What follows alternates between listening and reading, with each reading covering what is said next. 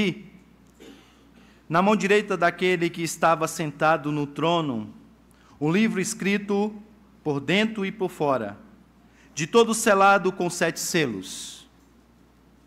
Vi também um anjo forte que proclamava em grande voz: quem é digno de abrir o livro e de lhe desatar os selos?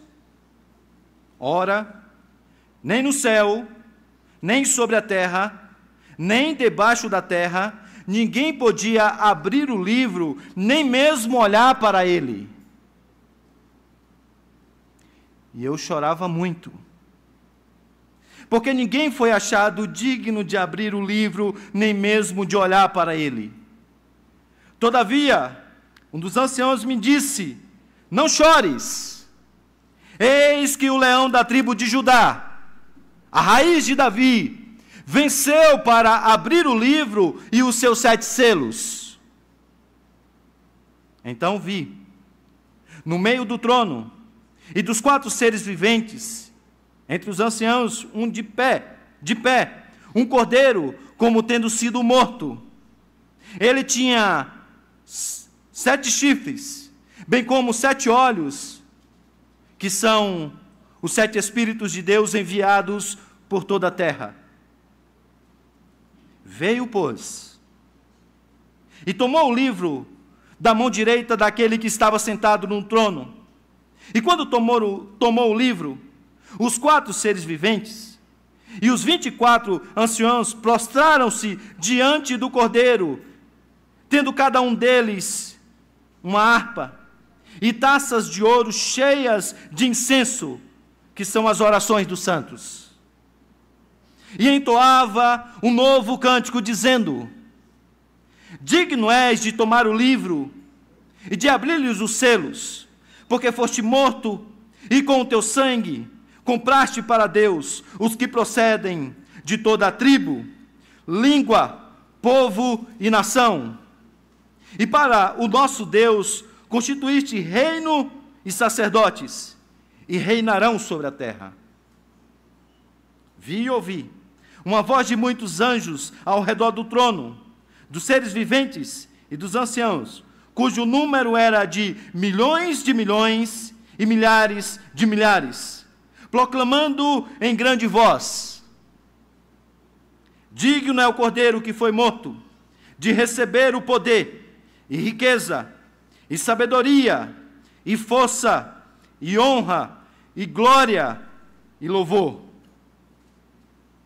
Então, ouvi que toda criatura que há no céu e sobre a terra, debaixo da terra e sobre o mar, e tudo que neles há, estava dizendo: àquele que está sentado no trono e ao Cordeiro, seja o louvor, e a honra, e a glória, e o domínio, pelos séculos dos séculos. E os 4 seres viventes respondiam: amém. Também os anciãos prostraram-se e adoraram. Oremos uma vez mais. Ó Deus bendito, o que será de nós se o Teu Santo Espírito não iluminar a nossa mente para compreendermos a Tua palavra? O que será do Teu povo nessa noite que se reúne nesse dia separado por Ti mesmo para o culto que lhe é devido, se o Teu Santo Espírito não agir no nosso meio através da Tua palavra? E é o que nós te pedimos, Senhor, nesse momento. Que o Teu Santo Espírito haja no nosso meio de tal maneira que a Tua palavra penetre no mais profundo do nosso ser. Desvenda os nossos olhos, Senhor, para vermos a beleza da Tua palavra, a beleza do nosso Salvador, o Rei dos Reis e o Senhor dos Senhores. Em nome de quem oramos. Amém.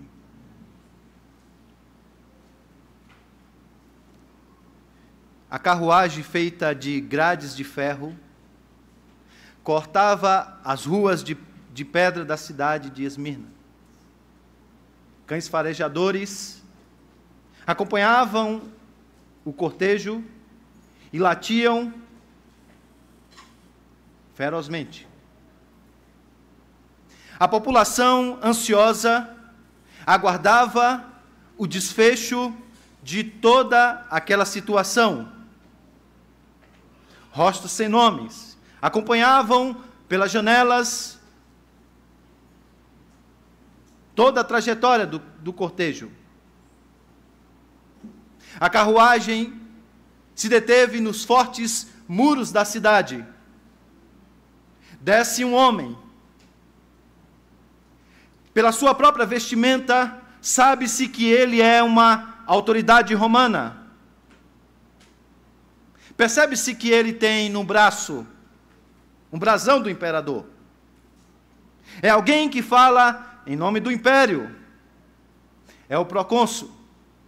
O homem que tem o poder da espada. O poder de tirar a vida ou deixar que uma pessoa permaneça viva. Ele desce da sua carruagem. Se aproxima da carruagem que traz um prisioneiro.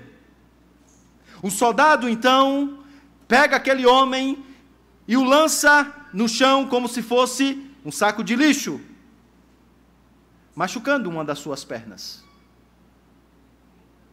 Um outro soldado o pega pelo braço violentamente e o coloca de pé. Ele está diante do procônsul. Olhando nos seus olhos, aquela autoridade romana diz: você sabe que o Império Romano não faz guerra contra idosos.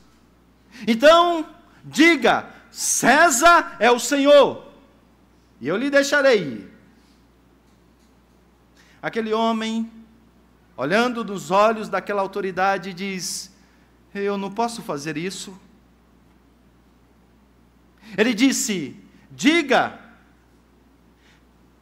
César é Senhor, e eu lhe deixarei ir. Aquele homem, no alto de seus cabelos brancos, olha para aquele procônsul e diz: durante 86 anos da minha vida, eu tenho servido ao meu Senhor e Cristo. Como poderia eu agora negar e abandonar o meu Senhor e Cristo? Irado, aquela autoridade romana deu ordem para que a fogueira fosse acesa. Naquele dia, um dos bispos da igreja foi lançado no fogo e morto diante de todos. Essa cena que eu acabei de descrever a vocês era mais comum do que você imagina no primeiro século. Isso, meus amados irmãos, porque governa nesse período Domiciliano, o imperador que era conhecido como o segundo Nero, o homem que tinha arrogado para si o título de Deus e exigia adoração. E o seu reino foi marcado pela crueldade e perseguição para todos aqueles que não se dobrava diante dos seus caprichos. Essa é a razão pela qual a igreja está sendo perseguida, pela qual irmãos nossos foram lançados no fogo, empalados e queimados para servir de caminho para a casa do imperador. A perseguição é cruel e paira no meio da igreja uma incerteza. Será que o futuro de fato é incerto como se apresenta diante de nós? Seria a história, como dizem os gregos, cíclica? Isto é, uma repetição de fenômenos que nunca chega a uma meta, a um telos, a um fim? O que acontecerá com a própria igreja? E é exatamente nesse contexto de desesperança, de incerteza, que o Senhor então agora chama João, para que possa olhar a história de uma outra dimensão, para ver aquilo que talvez nem todos estavam vendo e percebendo. E agora a visão de João do céu moda a sua visão da terra. E agora ele tem uma visão. E ele escreve então agora esse livro, no qual nós ora lemos parte. Um livro que é carregado de imagens, símbolos, mas que tem por trás de todas essas imagens e símbolos uma mensagem de consolo, esperança para uma igreja que sofre em meio à perseguição. O capítulo de número 5, que nós acabamos de ler, é uma descrição dessa realidade que eu acabei de descrever a vocês, de incerteza, de desesperança, mas ao mesmo tempo de confiança quando a história é vista e percebida através de uma outra perspectiva, a perspectiva do céu.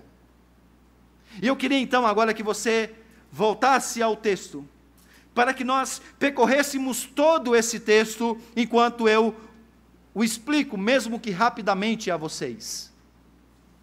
Vocês encontram no versículo de número 1, essa incerteza da própria história. O texto diz que João então viu na mão direita daquele que estava sentado no trono um livro em forma de rolo.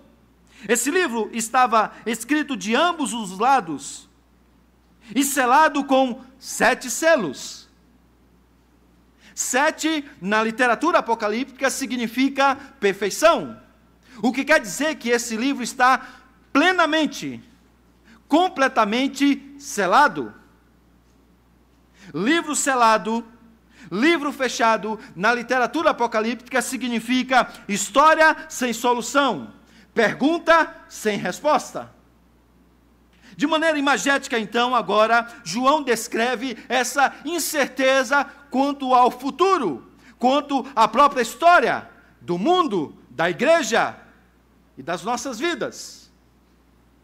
O texto diz, então, que João olha para essa realidade e, de repente, ele vê um anjo que está proclamando em alta voz: quem é digno de romper os selos e agora abrir o livro?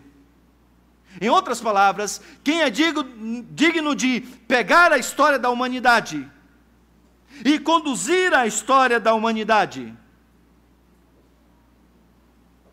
Versículo de número 3, então, nos apresenta um problema aparentemente sem solução. Mas não havia ninguém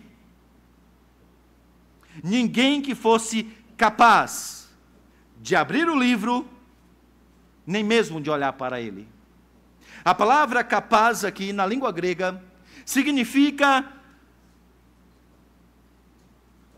a capacidade ou a habilidade, o poder e a força para realizar uma determinada tarefa.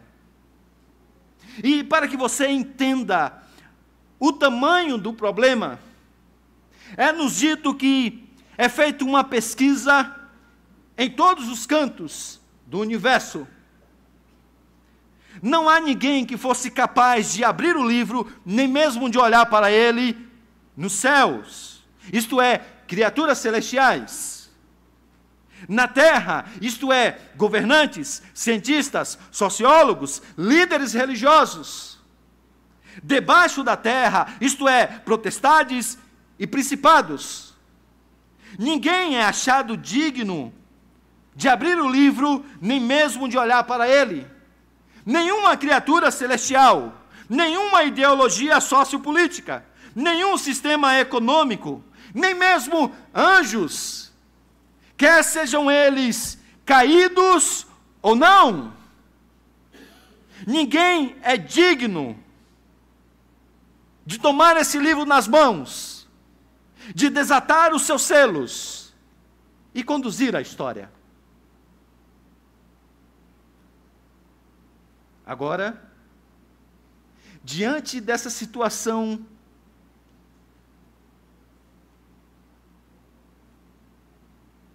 a descrição do que João sente expressa e revela o sentimento que pairava em toda a congregação. Versículo de número 4 diz que então ele chorava muito, porque ninguém foi achado digno de abrir o livro, nem mesmo de olhar para ele. O desespero, então, de João faz sentido. É uma crise de impotência diante de um mundo quebrado, cheio de perseguições, no qual você olha para um lado, olha para o outro, e não consegue perceber, nem mesmo achar uma solução. Não resta outra coisa a não ser o desespero.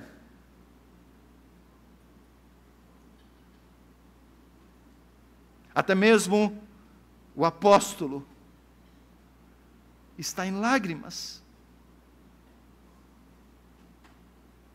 quando de repente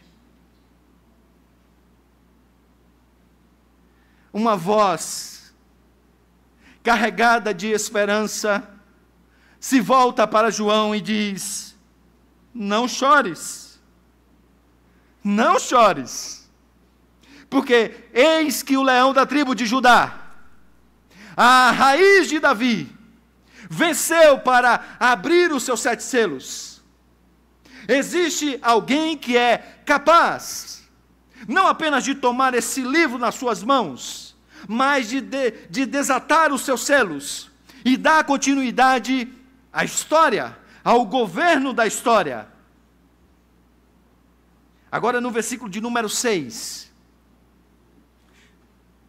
João começa a descrever os atributos desse rei. É nos dito que ele estava no meio do trono. É nos dito que ele tinha 7 chifres. 7, algo pleno, completo. Chifres, na literatura apocalíptica, poder. A palavra teológica para isso é onipotente.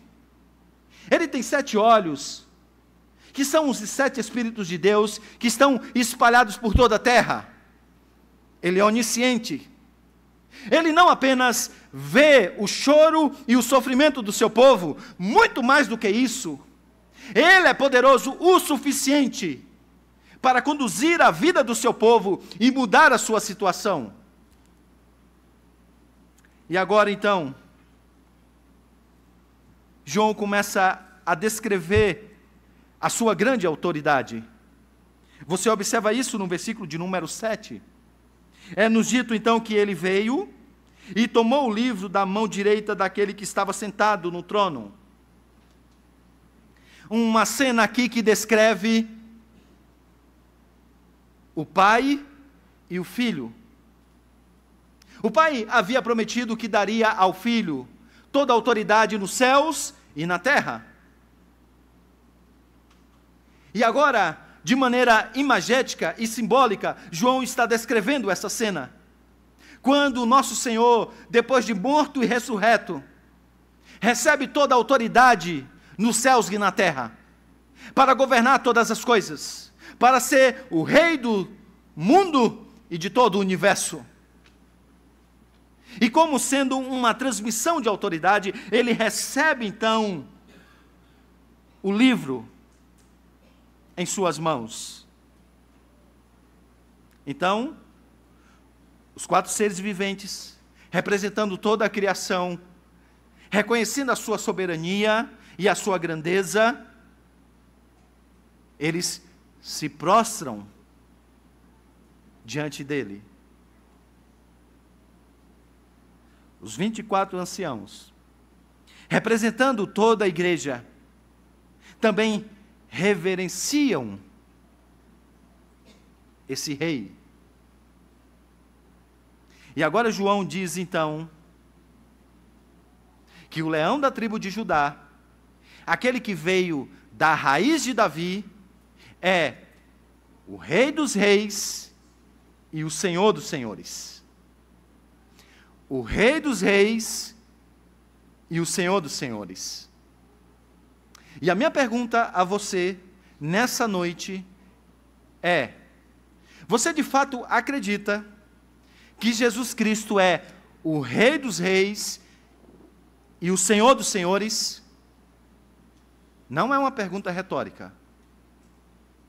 Vocês acreditam nesse fato? Sim? Eu não ouvi muito bem. Ah, ok.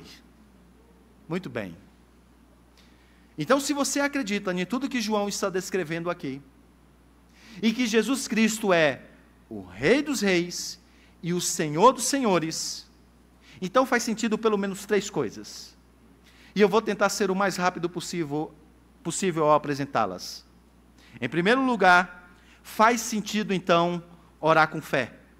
E você encontra isso no versículo de número 8, quando nos é dito que então, quando ele tomou o livro das mãos, todos se prostraram diante deles, diante desse rei.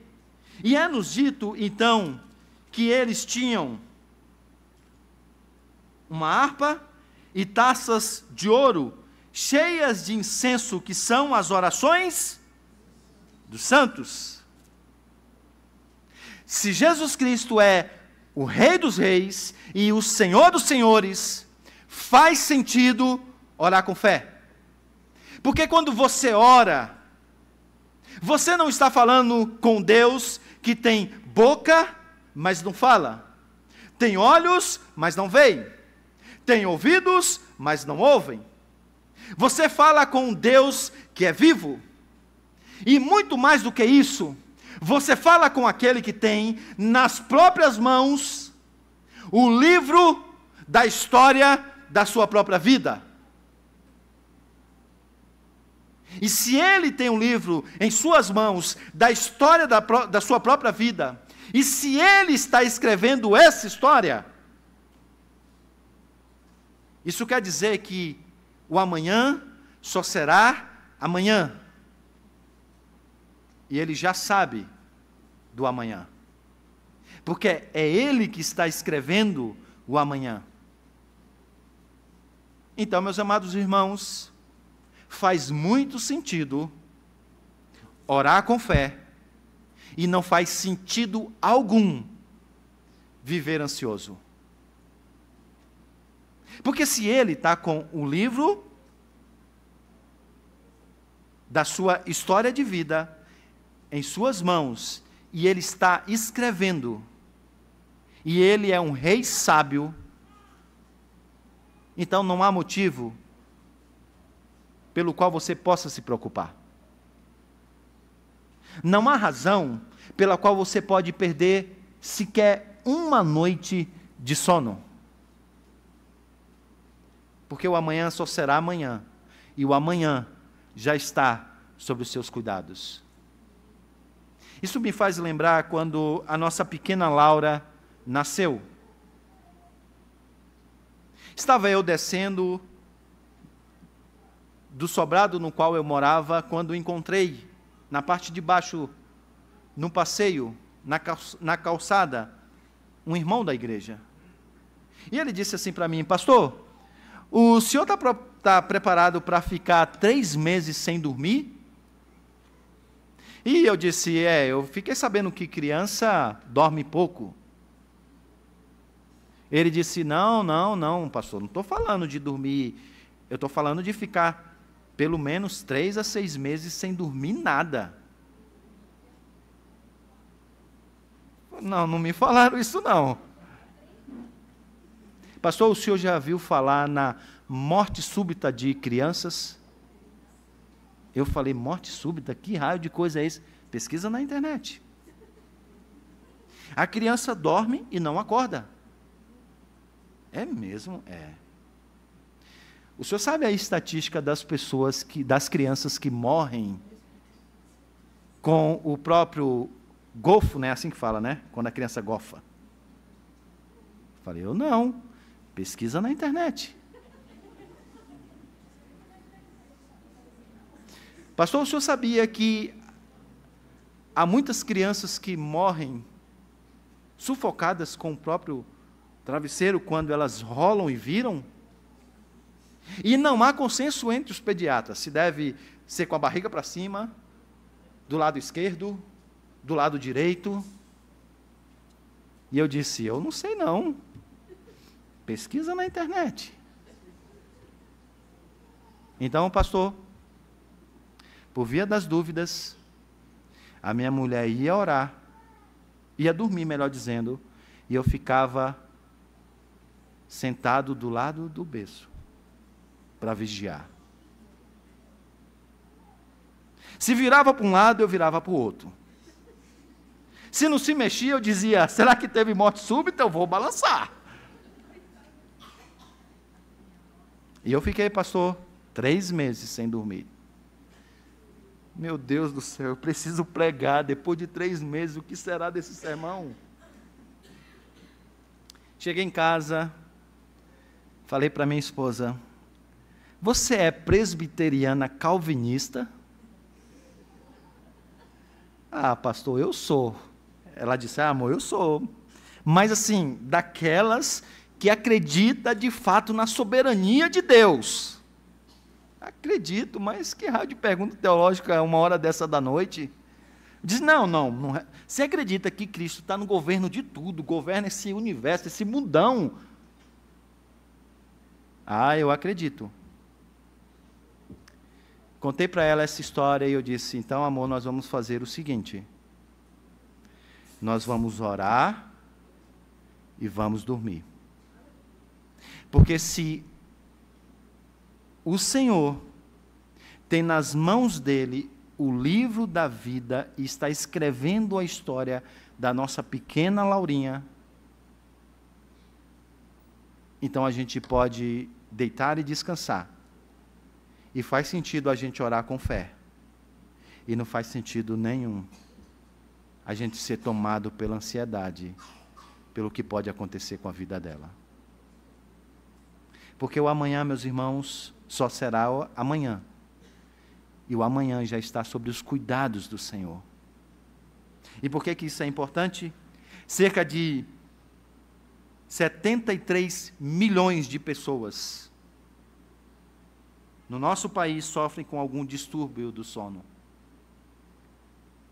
E Apocalipse é um lembrete que, de fato, você pode dormir, porque tem alguém que vai ficar acordado.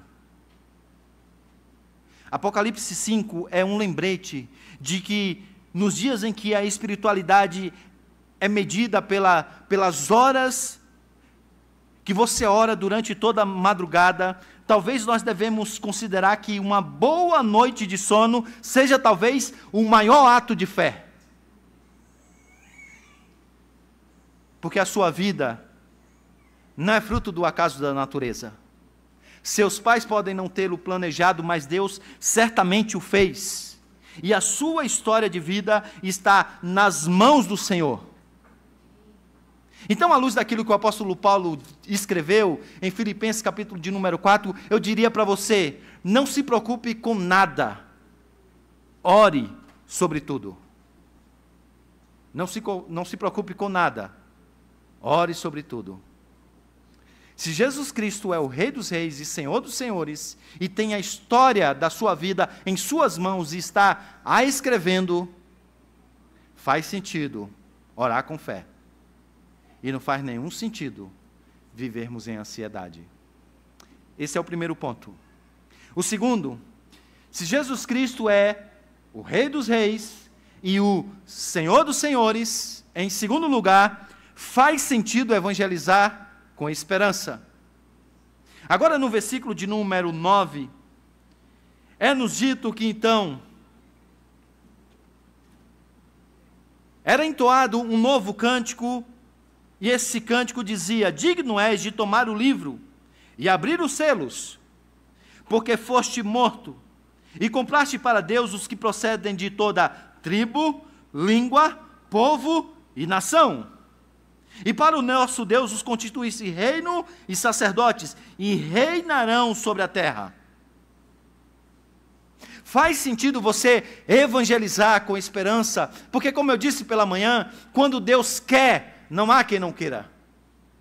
Aqueles que na eternidade Ele comprou com o seu sangue, esses virão.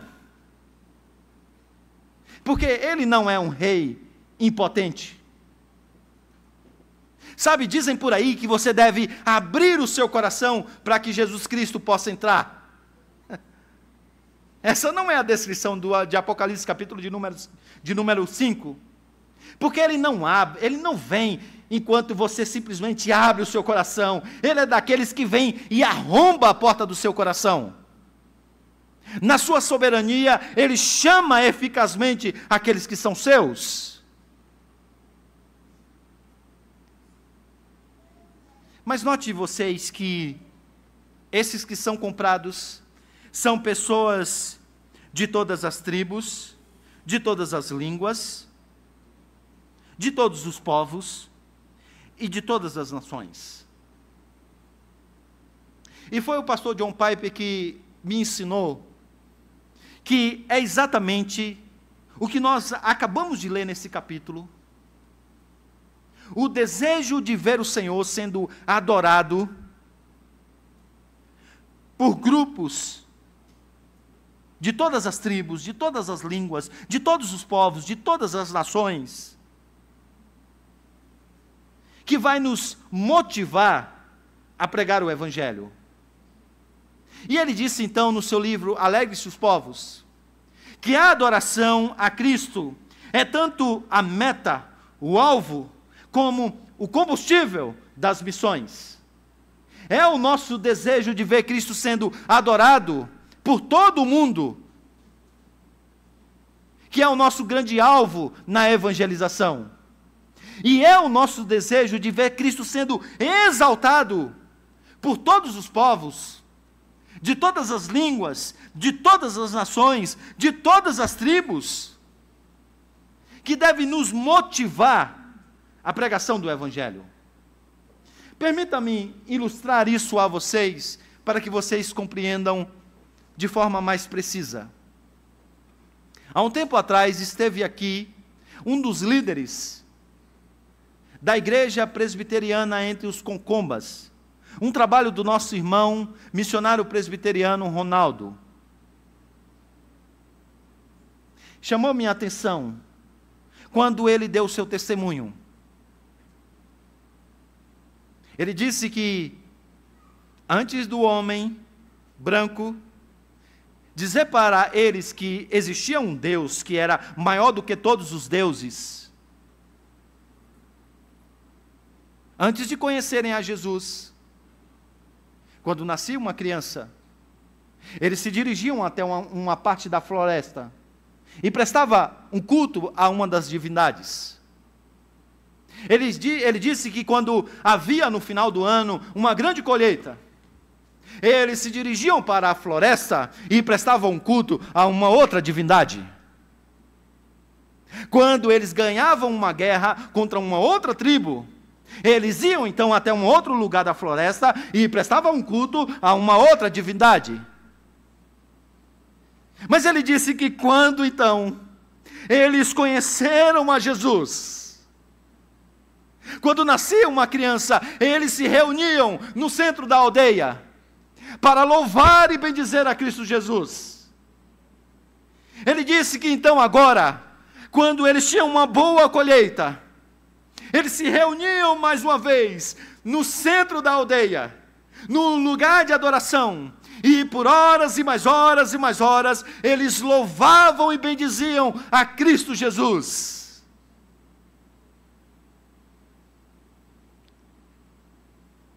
Diz o pastor John Piper, que é o nosso desejo de vermos todos os povos dando a Cristo a glória devida, que deve nos motivar a nos envolvermos com a obra missionária nos 4 cantos do mundo. Nos motivar a ir, orar, contribuir e participar. O nosso Senhor é digno de receber a glória que lhe é devida, porque Ele é o único Rei dos Reis e Senhor dos Senhores. E se Ele é Rei dos Reis e Senhor dos Senhores, faz sentido evangelizar com esperança. E faz sentido proclamar o Evangelho para a sua própria glória. Mas em terceiro e último lugar, se Jesus Cristo é o Rei dos Reis, Senhor dos Senhores, faz sentido então servi-lo com o melhor. Os versos de número 11 até 13 agora, nos diz o seguinte: vi e ouvi a voz de muitos anjos ao redor do trono, dos seres viventes, dos anciões, cujo número era de milhões e milhares de milhares, proclamando em grande voz: digno é o Cordeiro que foi morto de receber o poder, e riqueza, e sabedoria, e força, e honra, e glória, e louvor.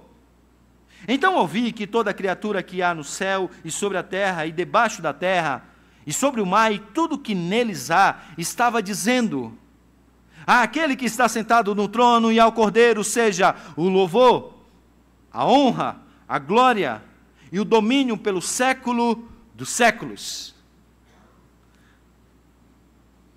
O saudoso Dr. Russell Shedd disse que nesse texto, nesses versos que nós ora lemos, há 4 elementos que o Cordeiro recebe do próprio Deus.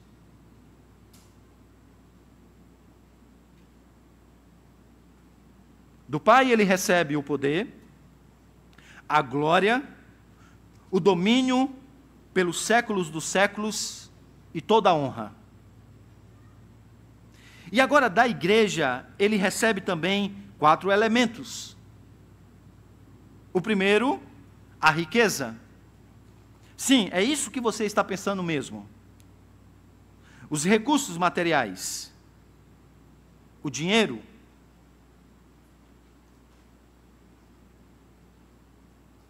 Ele recebe também a sabedoria, o que aponta para a inteligência humana. Ele recebe também a força, o que diz respeito à energia física, ao desgastar-se pela sua causa.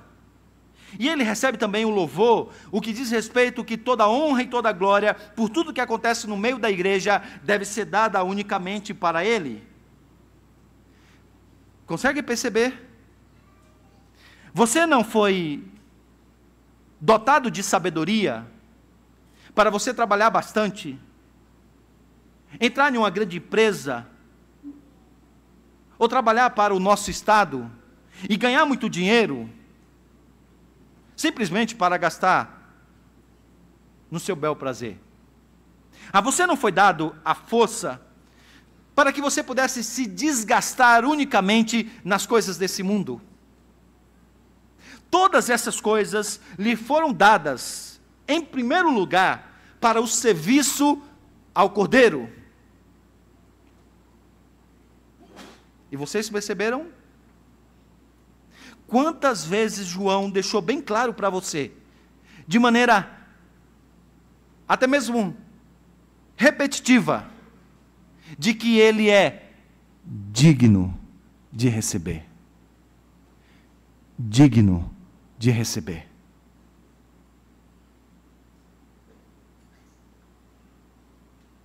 tudo que você tem, tudo que você é, agora deve ser consagrado a esse rei, porque ninguém chega diante de um rei de mãos vazias, e tudo que você venha a fazer,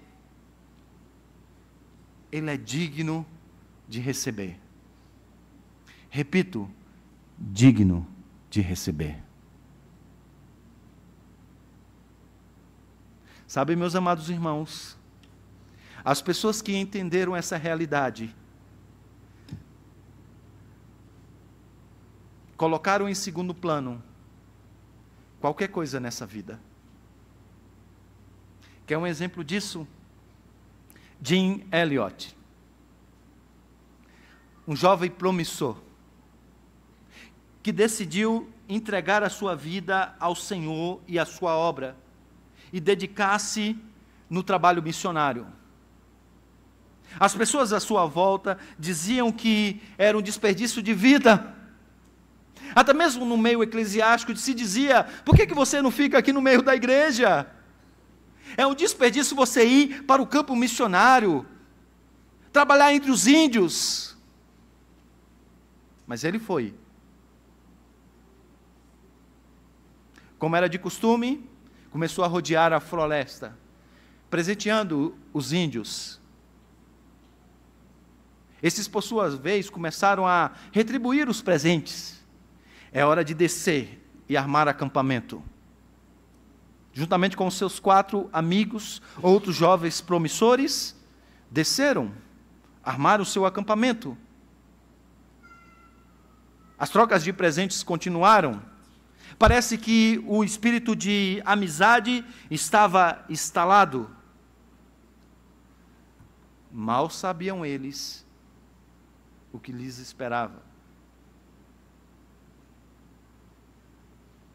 De maneira surpreendente, em uma emboscada, os índios invadiram o acampamento e mataram todos os missionários.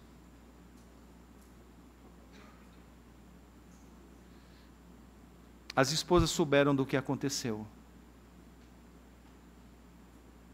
E algumas tomadas então agora por um impulso e um amor por Cristo e pelas almas perdidas, e em um desejo de ver Cristo sendo glorificado entre os índios, deram continuidade à obra. E depois, naquele mesmo rio que Jim Elliot foi lançado e nunca mais foi visto, fora batizada a filha de Jim e Elizabeth pelo índio, ex-assassino, agora pastor. E antes de morrer, Jim Elliot disse uma frase que entrou para a história das missões: não é tolo aquele que dá o que não pode manter para ganhar o que não pode perder. Eu vou repetir. Não é tolo aquele que dá o que não pode manter para ganhar o que não pode perder. Ele é digno de receber tudo o que temos, tudo o que somos. Sabe, há um hino do nosso hinário que tem um refrão que talvez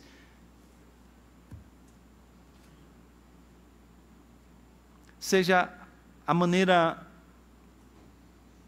melhor para nós encerrarmos essa mensagem. E sabe, é uma pergunta perturbadora. E eu vou orar para que ela perturbe o seu coração. E no 270, salvo o melhor juízo, que diz: morri na cruz por ti, que fazes tu por mim? Morri na cruz por ti, que fazes tu por mim?